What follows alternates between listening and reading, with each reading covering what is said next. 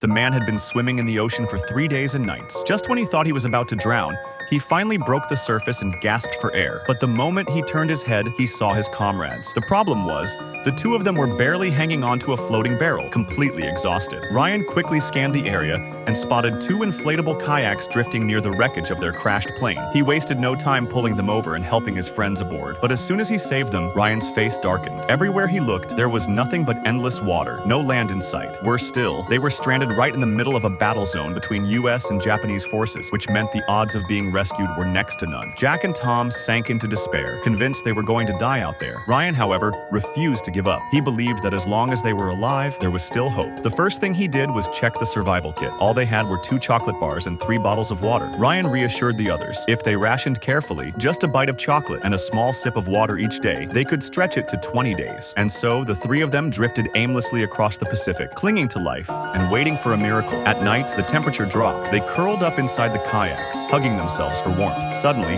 a strange thumping sound jolted them awake. A few sharks were circling the boats. None of the men dared to close their eyes until dawn, but thankfully, the sharks didn't attack. The next morning, Ryan spotted a rescue plane overhead. He fired a flare into the sky, and Jack poured green dye into the water to stand out against the endless blue. But the plane was flying too high. Out there, they were no bigger than ants. No matter what they tried, it wasn't enough. Ryan fired another flare, but the plane kept flying farther and farther away. Their spirits plummeted. Then things got even worse. Ryan suddenly discovered that the chocolate was gone. Only the wrappers remained. Furious, he turned on Tom. With tears streaming down his face, Tom admitted he had eaten everything during the night because he was starving. Ryan was livid. Their last bit of food was gone. By the 3rd day, no rescue had come. They were starving, and Tom couldn't stop crying with regret. Around noon, a bird suddenly landed on the kayak. Ryan moved slowly, then lunged, grabbing its legs. The 3 of them managed to catch it. The meat was foul-tasting, and they vomited after just a few bites. But after 3 days without food, they forced themselves to eat what they could. Tom then used the leftover bird meat as bait, hooked it, and tossed the line into the ocean. After 5 long hours, they finally caught a big fish. When the fish was pulled aboard,